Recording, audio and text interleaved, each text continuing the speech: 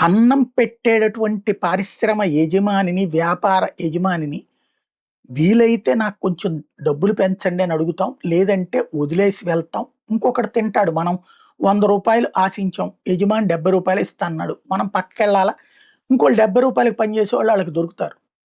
ఆ రేంజ్‌లో ఇట్లుంటది. అంతేగాని నువ్వేం చేస్తావో నాకు తెలీదు. నాకు డబ్బులిస్తావా లేదా లేకపోతే నిన్ను తంతానని యజమాని తంతే ఎవడొచ్చి పెట్టుబడి పెడతాడు?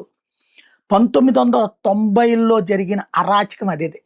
ఆదిత్య బిర్లా గ్రూప్‌కి చెందిన ఆదిత్య బిర్లా తన కారులో ఆఫీస్‌కెళ్తుంటే కోల్‌కత్తాలో బహిరంగంగా దాడి చేసి తీవ్రంగా అవమానించారు. సెంట్రల్ కోల్‌కత్తాలోని రైటర్స్ బిల్డింగ్‌కి సరిగ్గా ఎదురుగా ఉన్న జీపీఓ అట్లాగే ఆర్‌బీఐ భవనాల దగ్గర ఆయన్ని కారులోంచి బయటికి లాగి వామపక్ష కమ్యూనిస్ట్ పార్టీకి సంబంధించినటువంటి యూనియన్‌ల వాళ్ళు కొట్టారు.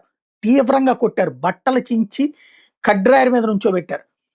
ఆ తర్వాత ఆహ్, 15 ఇండియన్ ఎక్స్‌చేంజ్ ప్లేస్‌లో ఉన్న తన ఆఫీస్‌లోకి మిగిలినటువంటి దూరం అలాంటి ఎగతాళి మధ్యనే నడుచుకుంటూ వెళ్ళేలాగా అవమానిస్తా పంపించారు.